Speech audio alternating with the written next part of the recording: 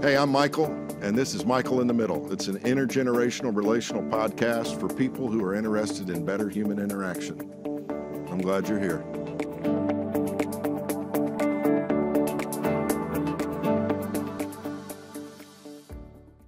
Well, hey, welcome in, friends, to, at least for me, an incredibly special opportunity. And I think before you get to the end of this recording, you're going to be absolutely thrilled that you tuned in as well. I'm here with Chonda Pierce, and I don't know you knew most of the time as Chonda Courtney. And honestly, occasionally, I will still remember my girl friends. Yes. By their don't maiden name. He had many girlfriends at Trevecca. No, Sarah finally got him, but I'm just saying, yeah.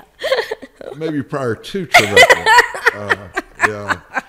Sarah kind of battened down the hatches early on after I chased her down. But no, this is such a treat. Sean and I really didn't know each other until we got to the campus of Trevecca Nazarene College back then in the fall of 1978. But you are looking at, or you're listening to, as the case may be, right, the president and vice president of the freshman class at Trevecca Nazarene College in 1978. That's exactly right. And we were a powerhouse. We ruled that campus. Powerhouse. Before there was Joe and Kamala, there was Michael and Chonda. So true, so true. And who would have ever dreamed there'd be a Joe and Kamala back in 1978? Yeah.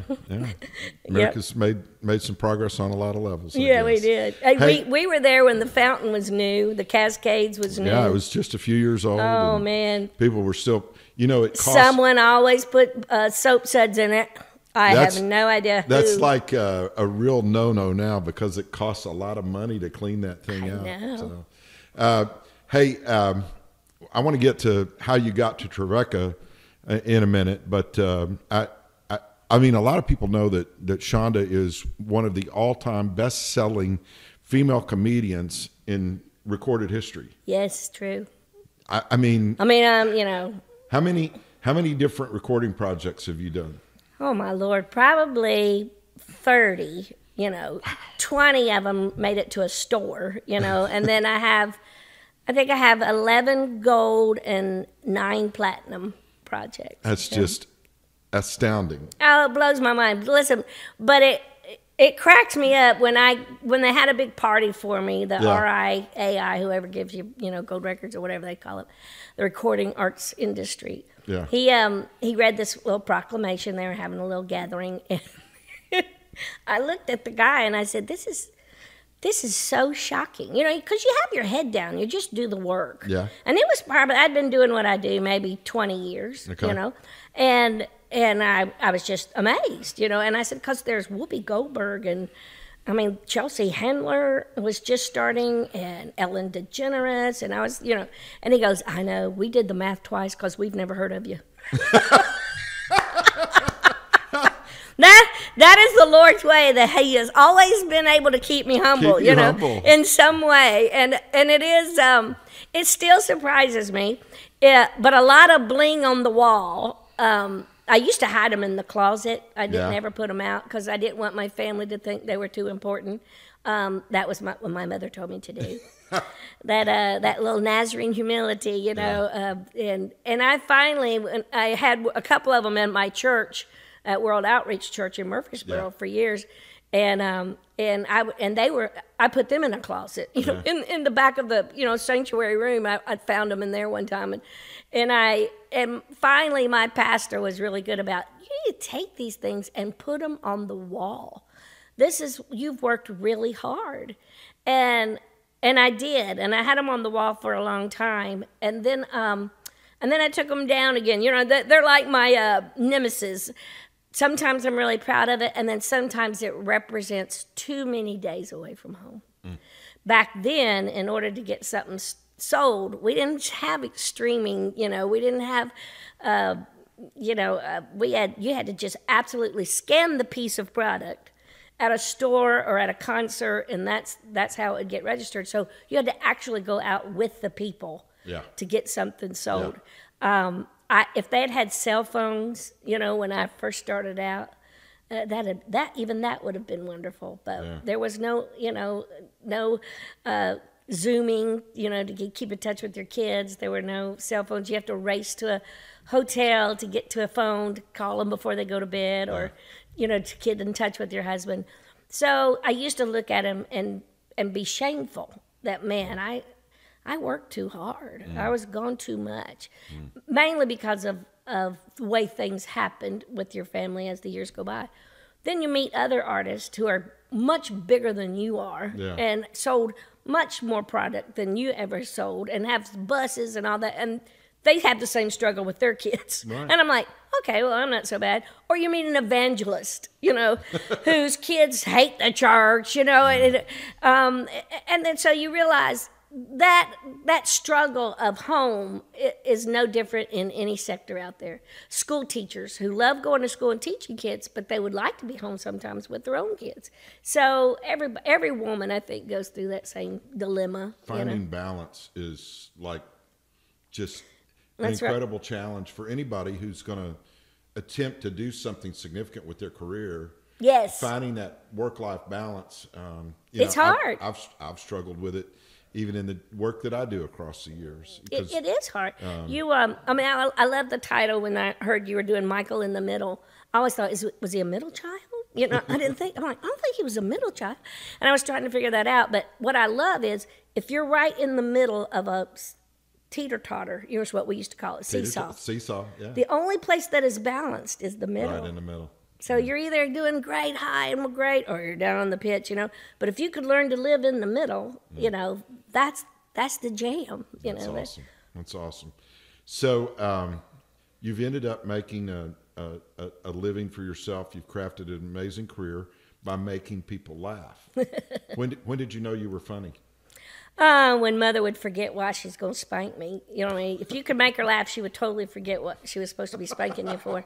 And then she'd remember later and come in the room. Oh, now I remember. Here's what you did wrong, Those were the times, Mother used to joke that she'd rent me out to Sunday school parties, and I'd sing and tap dance on the, coffee tables for people. And there was always those jokes. And I was a middle child. I was the middle girl. Okay. There were 4 of us, my brother, but he's so much older than I am.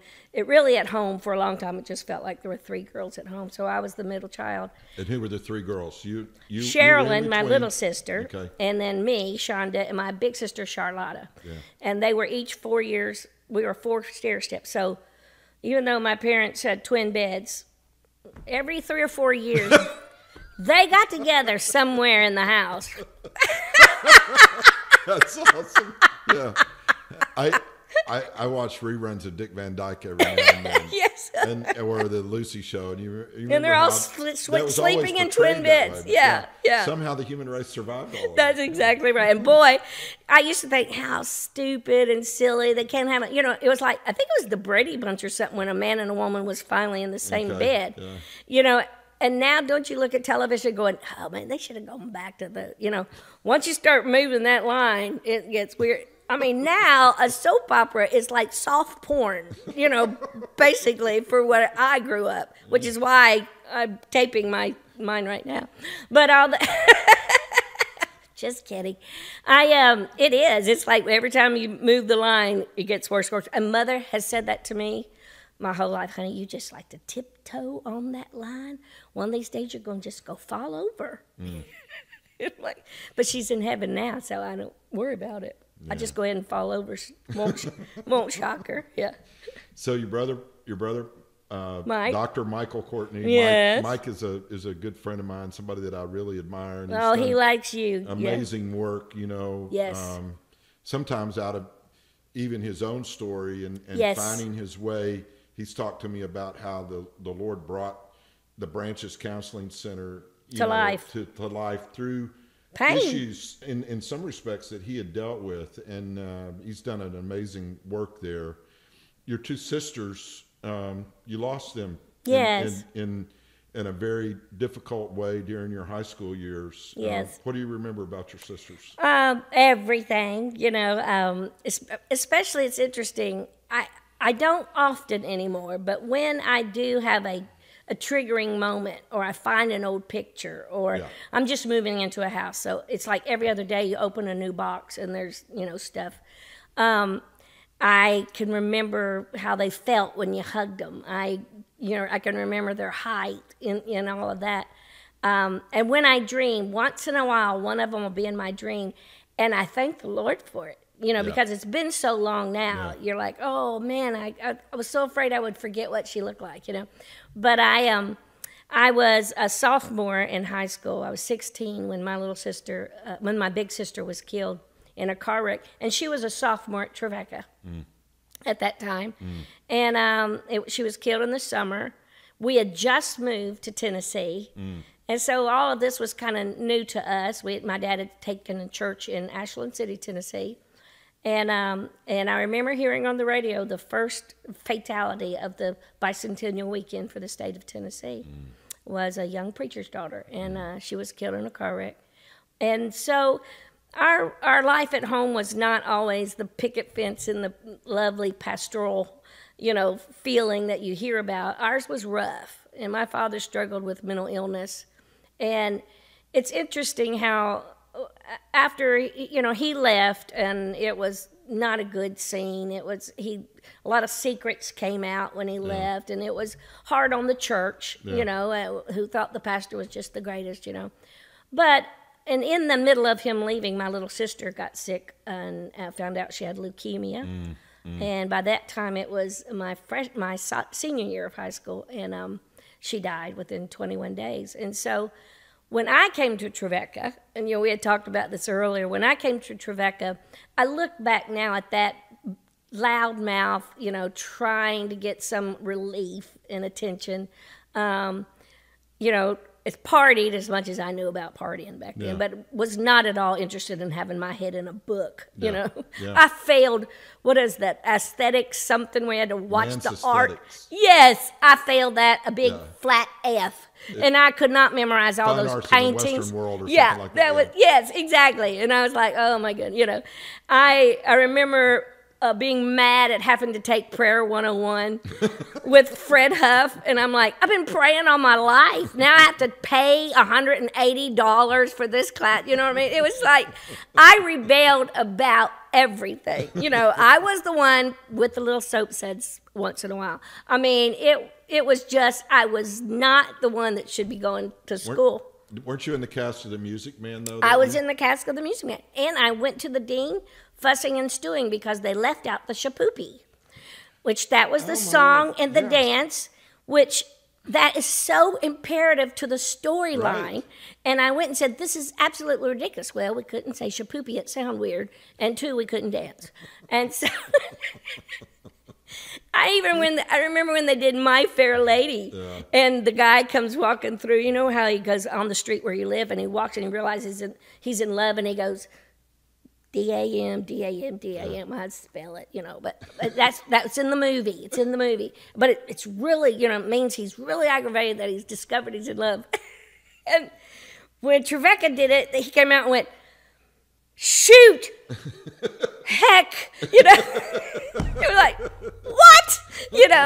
And so it's those things I was always, Jim Neer, I was always complaining, what? This is ridiculous, But it was because inside was just, and I weighed about 78 pounds, for that again.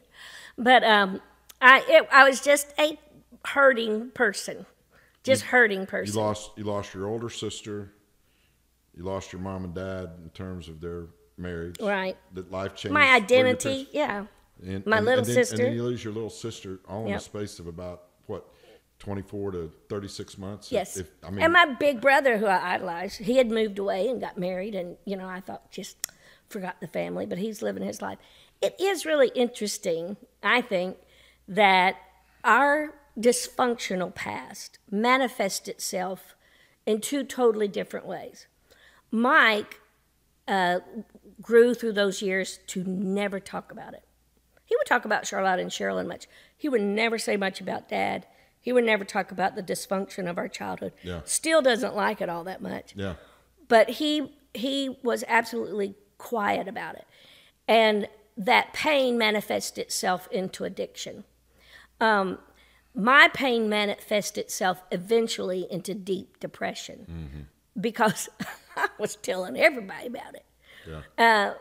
And neither way works perfectly. You have to have that balance, you know. Somewhere in there, Yeah. you took on the life, in a sense, of Minnie Pearl. I did. In the middle of all of that, you're dealing with all this depression and everything, and you're trying to figure out who you're going to be. And I know you ended up leaving Trevecca and go to Austin P, which was fine and all that. We missed you a lot on campus, but by extension, we felt like a little bit of Trevecca had hit the big time when you were out at Opryland and you were. Wasn't that fun when Opryland was like the big thing? Oh man, yeah. I remember getting the job there, and my mother would never miss a show. I mean, and she was a nurse at Trevecca Healthcare. She would get off work in the mornings, go change her clothes, and get to the park and sit there and watch the show over and over again, and then go sleep because she could go back to work, as a nurse. She lived at Trevecca Towers for many years. So did I when, thank goodness for T.E. Jones. He helped us pick up the pieces. But you're exactly right. And look at the providence of God. When I first started out, I talked a lot about growing up on the second row piano side, and I talked a lot about, I would actually go out and have my Minnie Pearl hat on. I'd do about 10 minutes of Minnie Pearl. Then I'd take my hat off and say, I'm not the real Minnie Pearl. But isn't it amazing that in the middle of my most bitter and angry and hurtful time, the God of the universe found a job for me where 5 times a day, 6 days a week, I had to make a group of people laugh in order to get a paycheck. And you could be somebody else. And I could be somebody else. So I was a lot of people in that show. It was a very schizophrenic show. It was the history of country music by song. Okay. Yeah, and so I did Barbara Mandrell. I did Kitty Wales. I did Loretta Lynn. I did Dolly Parton. Had to use socks. And I did, let's see. Just see if you caught that. Yeah. But I did a lot of, different impersonations. But in order to skip the big dance number, if I impersonated Minnie Pearl, then I would be changing clothes while the whole cast is doing this big dance thing because I was horrible. You bad dancer? Horrible dancer. It was a Nazarene. I didn't want to go to hell. We've gotten past. You've come a long way, baby. Yeah. How come Nazarenes got fun when I left? Yeah. That's so funny. But it is interesting. And my brother's life, and he, it's not his story. He wrote a book called Failure and How I Achieved It, which I'm still jealous of that. Yeah. I wrote a book called Laughing in the Dark. So, but you're right. Out of our pain. And the Bible talks about it, and God will work all things for good. He doesn't mean he's going to let something really horrible happen to you, but he says, whatever happens to you, I will use it for good if you give it to me. Yeah. And it was years before I could learn to give it to him, and that I didn't have to be somebody else. So you came to Cheatham County. I did. Right late in your high school career? Yes. Am I in right 1975, we moved here. Oh, in 75. So 10th, 11th, 12th grade years. Yes. We moved to Mississippi from Oklahoma at that same time. And wow. And those high school years were so pivotal for me. Me too. That's really planting seeds. Yeah. I'm so grateful for this little county. For one, I was in South Carolina most of my childhood. Yeah. And then suddenly wind up in this, I remember first time we moved into Asheville City, I noticed there was like only one little tiny strip of a sidewalk. You know what I mean? Yeah. There were no fast food restaurants. I had come from Myrtle Beach, South Carolina. Nice. Yeah. And here I am in the middle of Middle Tennessee, and it just seemed so weird and awkward. And then immediately, within 6 months or so, came the summer, and when Charlotta was killed, it was meant for us to be here during that, because I've never seen a little town wrap their arms around a stranger group of women, a strange family that's strange to them. Yeah. And this little community wrapped their arms around us so well, and so beautifully. You've had roots here pretty much ever since, I feel in one that. way or another, right? I do feel that way. In my sophomore year, I met this curly-headed, Hispanic-looking, gorgeous, dark-skinned man, okay, boy, but who wrestled in the 100-pound weight class. Oh my word! And he would have to work to really, make sure he could eat all day to make sure he makes weight. That's how little we both were. But he became the love of my life. Yeah, David Pierce. Yep, and we finally married our senior year of school, and in 1982, and we were married 31 years. Yeah. How did he end up at Trevecca? I don't know that I ever know that. Well, he got a scholarship at MTSU because he was smart. Yeah. I was still studying. I still had to take the ACT test when I got to Trevecca the first day of class. Yeah. I had to excuse myself because I wasn't even thinking of going to college. Right. One, I didn't have any money. Yeah. But I had a wonderful uncle who said at my little sister's funeral, "Have you thought about college?" And I was like, ha, ha, ha. And he said, "You tell me where you want to go and I'll write the check." Wow. And he paid for my first year of Trevecca. Now, I had to come up with, the meal plan and some of that stuff, which was fine. Because one, man's giving you a year of school, you don't go, okay, and what about, I'd like to have socks too, So, but, I went to Trevecca and he went to MTSU. And so, it was just a long distance relationship. Yes. Which was 40 miles. But for us, that was forever. So he left his scholarship at MTSU and came to Trevecca. Wow. And so when he went to Trevecca, we didn't behave very well. And so I had to leave. That's hilarious. I always say I got caught climbing out of the dorm one night, but it wasn't my dorm, so I don't know what the big deal is. But but that was a long list of grievances, I'm sure. And so I went to Austin Peay, and he was like, and he was working 2 jobs to stay at Trevecca, It was just so funny. And finally we decided we better get married because this is costing us, a great reputation and a lot of money. That's hilarious. And so we got married, yeah. David was a very sensitive person.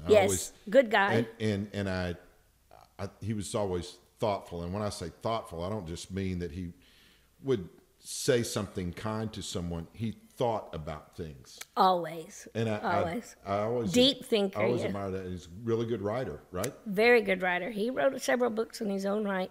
His 3rd book had just come out a couple of weeks before he passed, and it was called oh man, you shouldn't have asked me. How to Kill a Zombie.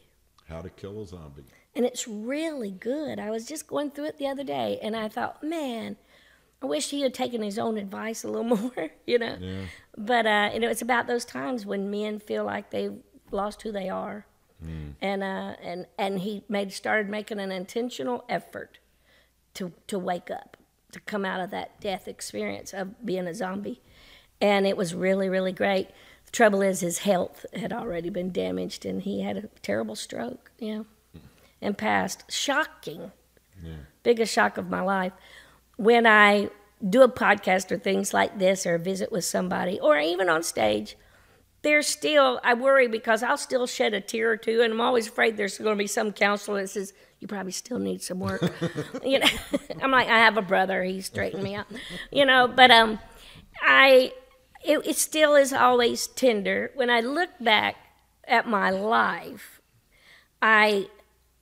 I've had some rough, I remember watching this documentary. When Laughing in the Dark came out, it debuted at the number 2 spot across the country, which was a shock. Or maybe it was number 4, and then Enough was number 2. That was a follow-up documentary. I've had 4 documentaries about my life, and I'm still alive. So I don't know. I don't know what y'all are going to do when I'm dead, but all that to say, I remember watching. Well, first thing we're going to do is cry. Yes, okay. Please cry and then laugh and then cry. Okay. And somebody has to wet their pants. But I remember. The older I get, the less of a problem that's exactly right. So. I always said, God, I want to work until I make people wet their pants. And then I go, but I don't want to work when I'm wetting my pants. I need to retire. But I remember sitting in the movie theater with my son and watching Laughing in the Dark. And, and it goes through your whole life and all of this stuff. Yeah. And I leaned over to him and said, my life sucks. And he goes, duh. But it really doesn't. You know, I've had pain. I've had every kind of death I think you can imagine. I've had horrible things happen to me. Some things that will not be, you know, told until I'm dead. But you know, dating is a very danger. Let me just say that. That I have had horrible things happen, and yet I can't stop loving Jesus. Sometimes I wish I could. But it's kind of what we were talking about. You said someone said to you, you know, church.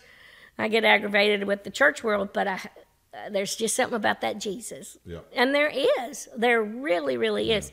And because of that, then I keep giving church a chance. That's amazing. So you've been out. Gallivanting the world. You step out on stage, and your job is, I mean, people are coming expecting to be entertained and to laugh. I know. I wish they would stop. You know. I've said that now for the last few tours. First thing out of my mouth when I walk out on stage, stop buying tickets. I need to retire. And they all just laugh. I'm like, I'm not kidding. You know, I've talked with you some about this. Our son, Austin, James Austin in the comedy world, James Austin Johnson I'm proud of him. He's a really good comedian, and one of the things that has. I wished I'd known that. Well, I didn't know you had a kid that got into that. Yeah. Till I saw him on TV, and I was like, man, he looks like Michael Johnson. I wonder if he's related. Well, the reason I'm bringing this up is that when he was younger, he said, Dad, nothing gives me greater joy than making someone laugh. Yes. And he said, I think I have what it takes. Maybe a gift for that. And I said, well, obviously you do. Mm-hmm. You know? And and it was a Chonda Pierce video that inspired him to be who he is today. As far as you know, that is absolutely correct. And I'm sure he watched that going, oh, she talks about menopause. That's gross. Yeah. Now, he admires what you have been able to do with your career. He's talked to me about that. And because he knows how hard it is. It is. And even though, you know, I probably did 5 comedy clubs my whole career, those doors just never really flew open for me. And you know, I would say this to Austin. I am so grateful for his strength and tenacity to go for it. I read a book my freshman year at Trevecca, or maybe my sophomore year at Trevecca, called Roaring Lambs. Yeah. And Bob Reiner wrote it. Great, it's probably about that thick, great little book that I read that really let me know it was okay to love the arts. Yeah. Because I did community theater since I was like 7 years old. It's funny, I played Gracie Shin, the mayor's youngest daughter, when I was 7. Okay. And I played Zanita Shin, the oldest daughter, at Trevecca. That's awesome. Isn't that funny? So, and all that to say, I read that book, and it was talking about Christians going into the places where they need to shine a little light in a dark spot. Yeah. Holding some space for something clean and funny and friendly, you know. And it may not look like the comedy, you know, it may not look like the red skeleton we grew up with. Yeah.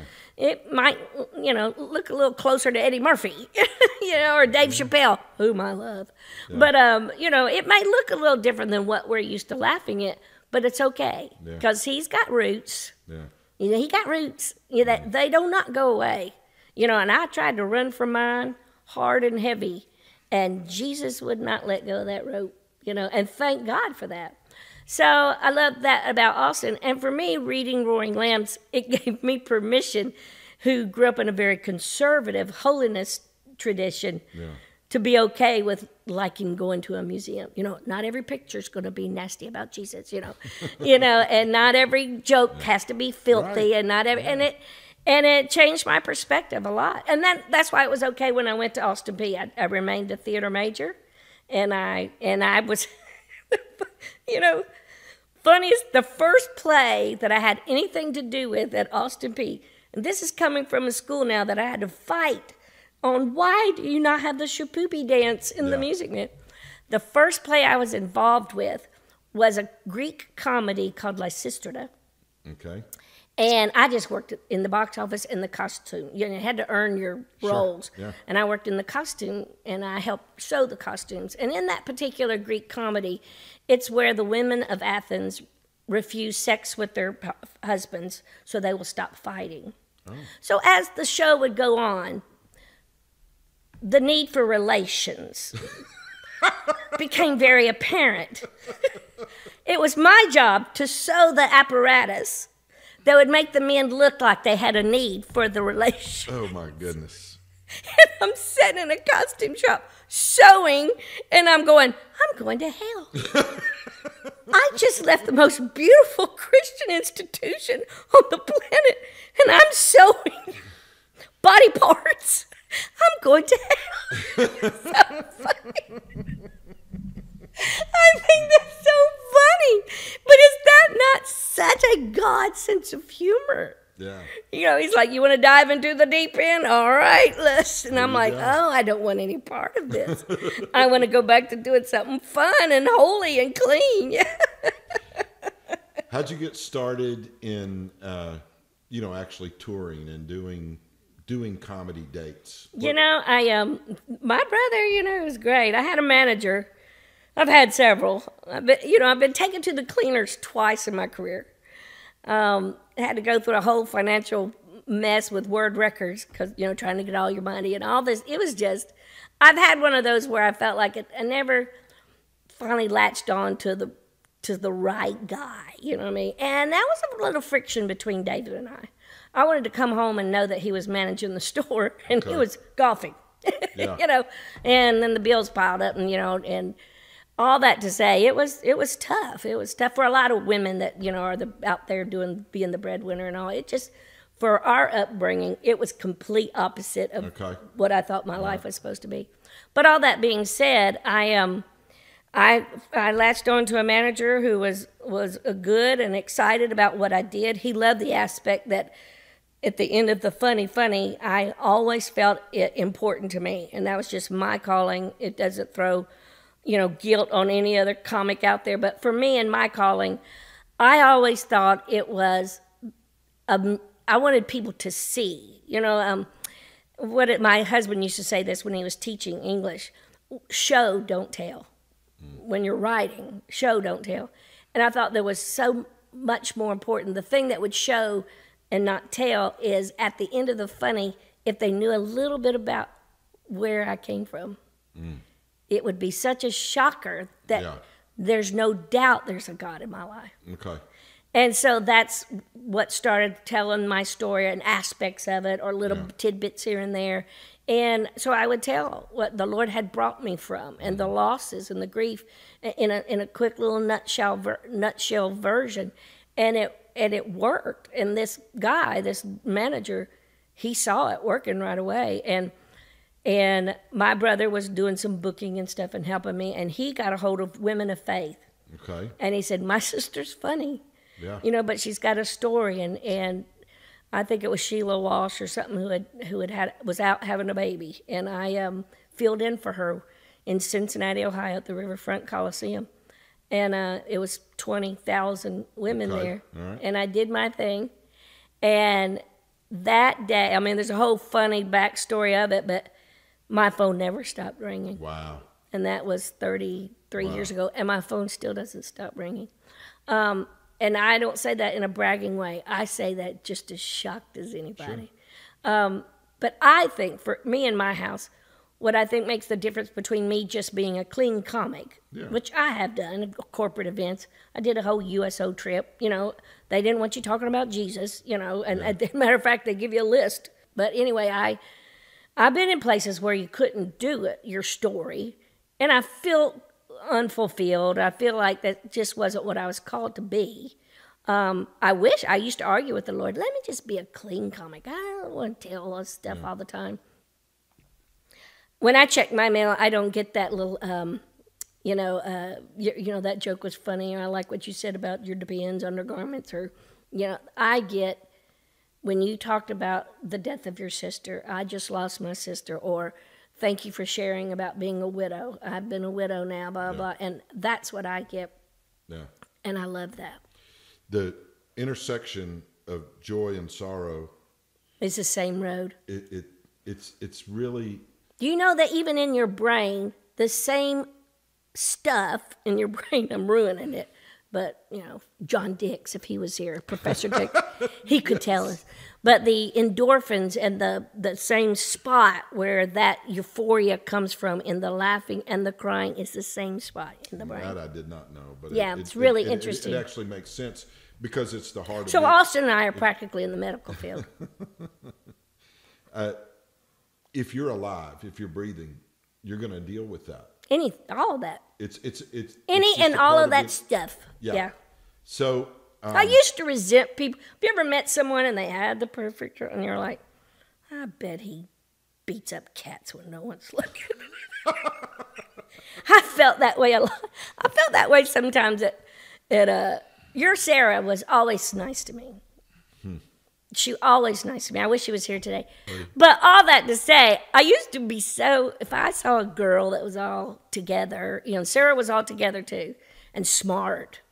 I was not the K-ettes or the Civitan guys were not asking me out. Was the athletic dorm that was close to Wise Hall. Those guys got me. The Benson, not so much.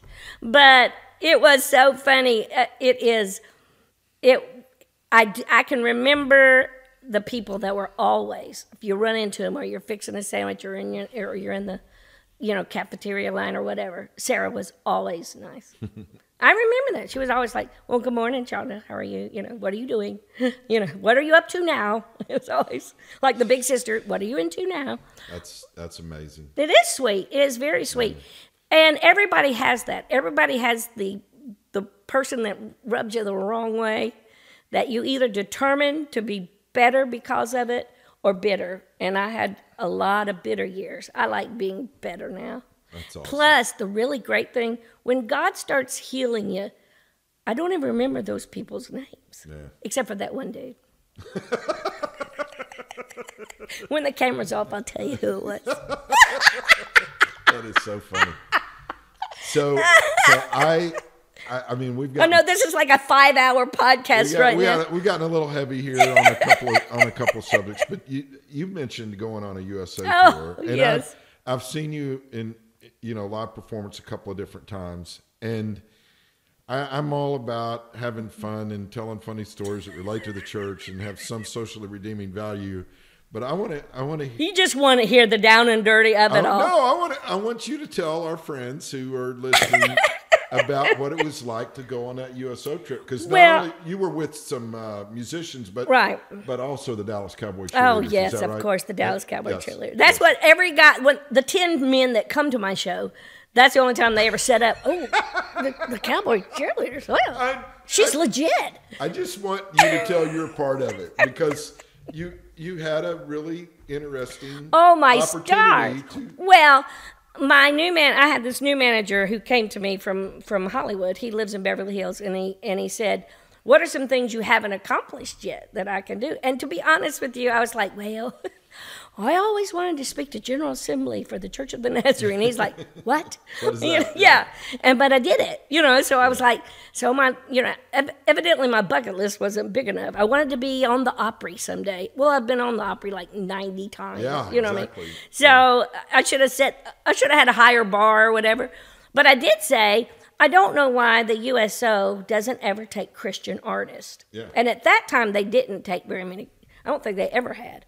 And I said, you're going to a war zone. You should take people that know how to pray. That's just my thought, Yeah.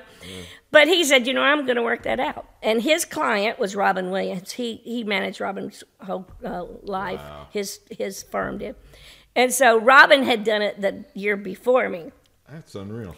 And he was so filthy that the couple of generals' wives and ambassadors that were there didn't like it. They say crossed the line. And they're trying to, I guess, have the best relationships that you can in the Middle East. And so I'm sure I would love to know what the conversation was. Well, since Robin was too dirty, have I got a gal for you? And I was so nervous because I was so nervous that I thought, I can't give these soldiers what they want. I know the stuff they want to laugh at. It's just, and it's not that I am some prude. I didn't even grow up hearing those words. If I tried to string a bunch of cuss words in one sentence, it would sound so stupid. Yeah. For one, I wouldn't know how to say them. Most of them are just, I could try. But that's just not my vernacular. And so I was like, and you want to give your audience what they would like. Sure. And I was so nervous. And so the first thing, we get to the rehearsal, and here's the cheerleaders. And evidently there's some rule where they have to dress like cheerleaders all the time. And everything is pushed up.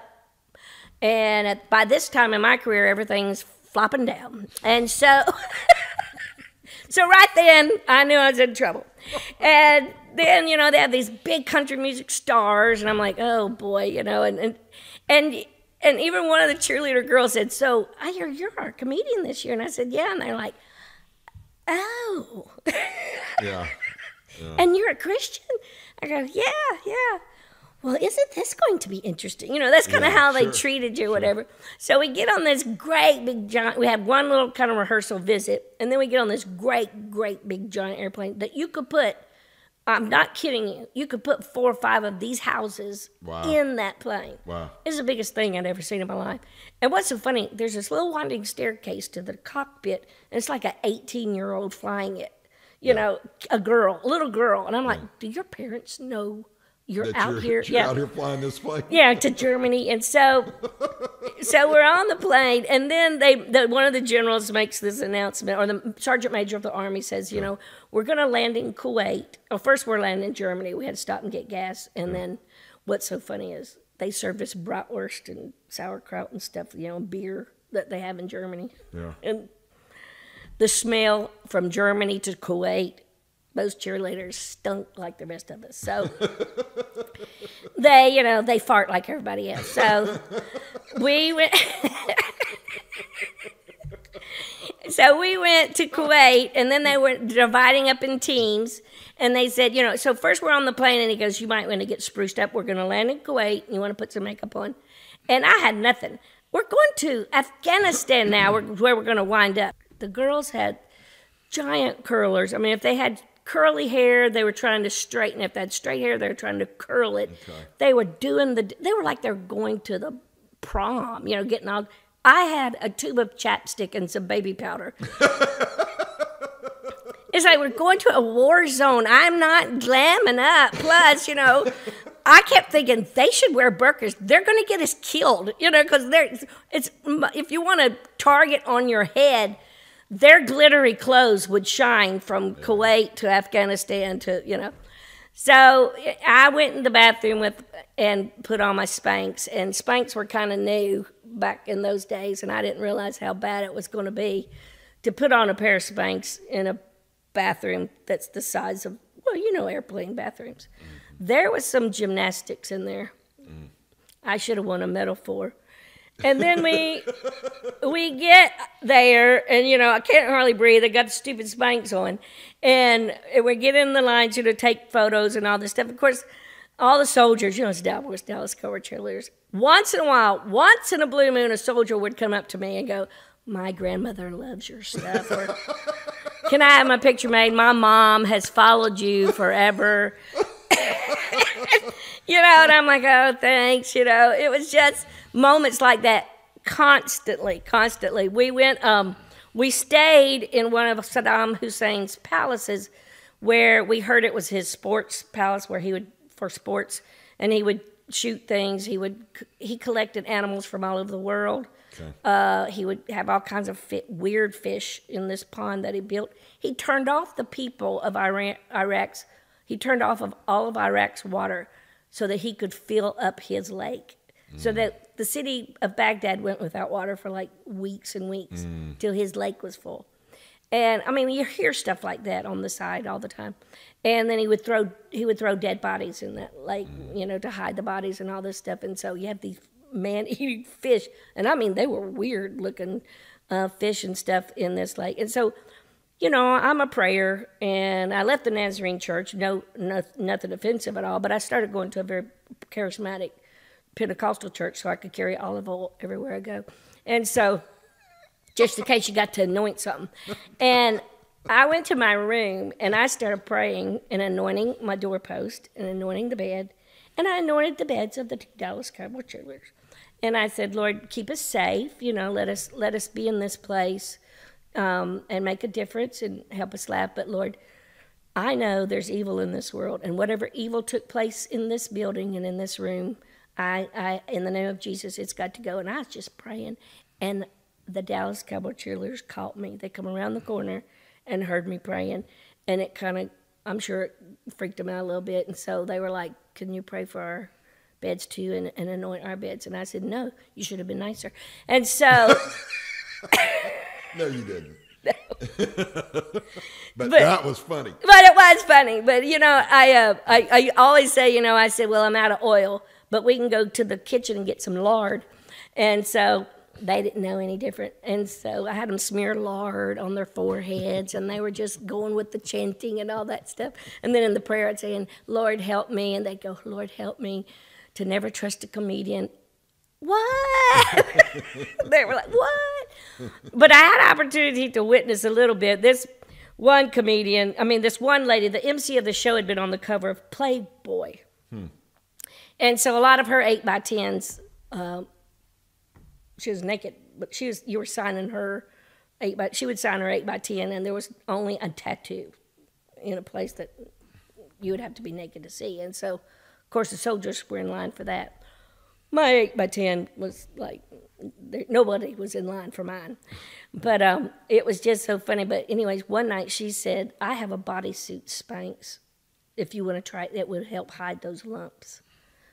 Which they already found out I was a Christian, so I couldn't slap her. And they put that thing on me, and then they had to stand me up. And it takes everything, piece of skin from your ankle and pushes it all the way up, if you know what I mean. And I look good. I wanted to take it home and wear it for David, but if I'd gotten on that plane with that thing on, my head would have popped off.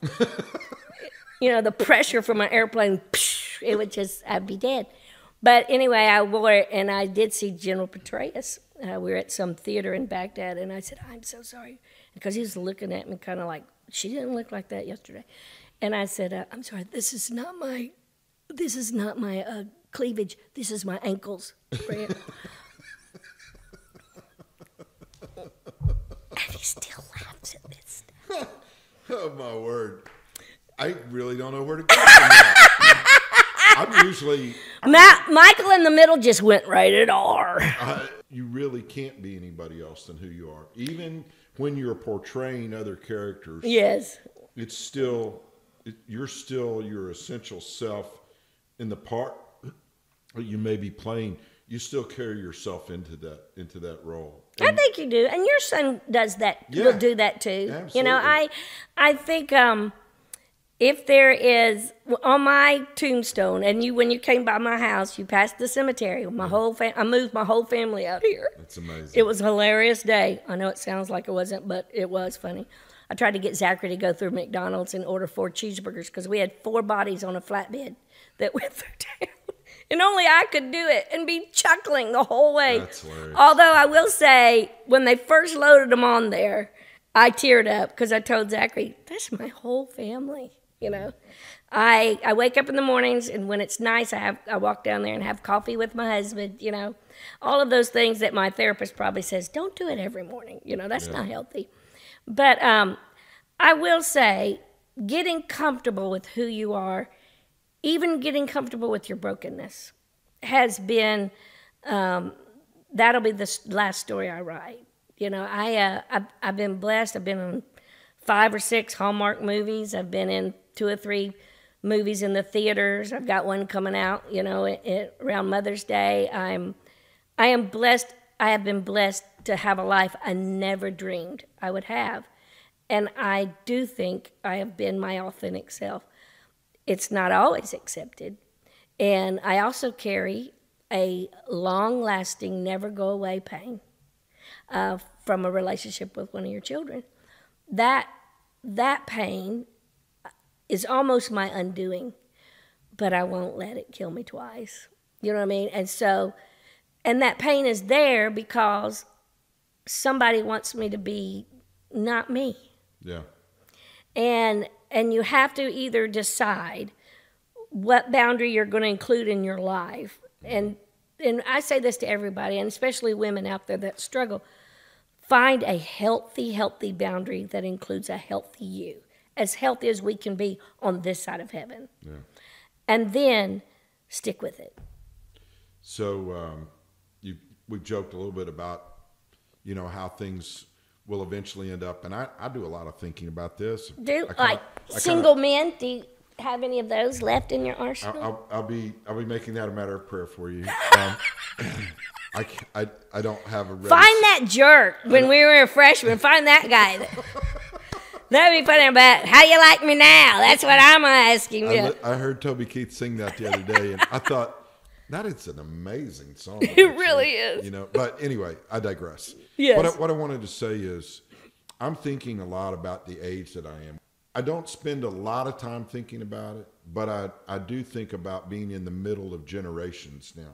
Yeah. I mean, like, my dad's still alive at 86. My mother-in-law lives in our house. She's 100 years of age. Wow. But our oldest son is 40, and then you start going down toward grandchildren and all that. And it's like, man, what do I have left, that's out there in front of me that I can still make a difference in somebody? Are my best days behind me? Those kind. I can't stand that thought that my best days are behind me. I always want to be looking out there. That's so healthy. Good for you. I don't either. And I look at days sometimes at 63 and I go, I don't know how God can top that. Something wonderful will happen. I'll go, well, I don't know how he's going to top this. So is that it? Like a movie releases. I'm like, I always wanted to be the star of a movie that I helped write. I'm going to do it. I'm like, now what? Or you hold a grandchild or someone who you feels like a grandchild, and you go, how man? It just doesn't get any. Brian Duncan is an old friend of mine, and he'll say that the first time his granddaughter put her head on his shoulder, he said, I was done. It's like I don't think there's anything God can do to top this. This is just it. For me, it is okay. Maybe this an experience won't be able to top this, but maybe it's the realization of another day that I've got to be able to look at, all the things that have happened in my life, and I'm still here, and I'm still breathing, and I'm still yes. I still have a chance to live, and that's as good as it can get sometimes. That I've got one more day, and for me, one of the things I'm trying to do with this is the world has enough people who are trying to beat each other up and beat each other down. Yes. What can we do? And I think you've done that with your very real look at life, but your ability to help people laugh and smile and maybe forget for just a little while their troubles about the pain. That the pain doesn't feel so heavy because that pain doesn't have to define you. No, it doesn't. But that laughter thing is pushing the pain thing out. Yes. That's exactly just right. For a little while. I want to be someone that the devil says, oh, shoot, she's awake. Yeah. I love that. I also want, like on my tombstone, I think I want to be the type of person that says there was an elephant in the room and she was willing to talk about it. I want our generation to be also part of going, man, we went through the stuff so that you guys can find better solutions and bigger solutions and teach the church to be what it needs to be, and it's better. I think that's a great way to wrap up this little talk here. I mean, get in the middle of the mess. Well, we're all in the middle of the mess, yes. whether we want to admit it or not. Yes, it's true. It's how we deal with the mess, and that's where the responsibility lies for a lot of us who are willing to at least talk about some of these issues and to get in the middle of real life with real people and recognize that they're just as loved by God as I am. That's what I have to be reminded of from time to time. And I can't tell you how much it means to me that you're willing to take some time to chat with me about some of these things, and maybe we can do this again sometime. We should. You know, but I want to say this in all sincerity. I respect you so much and appreciate how you have hung in there when it would have been easier to give up. But you made a conscious choice to stay in the middle of what it was that God was doing in your life and what he was doing through you to bless other people. And there's nothing more important that any of us can do if we call ourselves Christian than to be a blessing in someone's life and give them a sense that a better day is just ahead. around the corner. Yes. You know? And it's not just heaven. No. God comes down to earth all the time for me and Absolutely. does wonderful things. And most of the time, he does it through people like us. Yes. And Especially you. You've been awesome. I've loved that you keep up with old friends. I'm not good at that. I'm terrible at one. My life is so busy, but I'm not good at that. I need to get better at that. yeah. I mean, because I just want you to sincerely know that if you could get me tickets to SNL, then Okay. you can edit all that. Would you rather, That's hilarious. Would you rather have a man or tickets to SNL or tickets to SNL? The with a man thing, that's been long gone. I'll take the tickets to SNL. That's Chonda Pierce. You can see why she sold so many records across the years, but you can also see why she's made such a personal impact on a lot of people that that she may never know in this life. I think that's one of the great things about the opportunity that we all have. If we do the next right thing, if we take the opportunity to make a difference in somebody's world, one person at a time, the whole world will be changed in the process. That's Michael in the Middle, episode 25. I'm glad you're here to get out there and get in the middle of doing something good for somebody else. It'll make a difference for them and you too.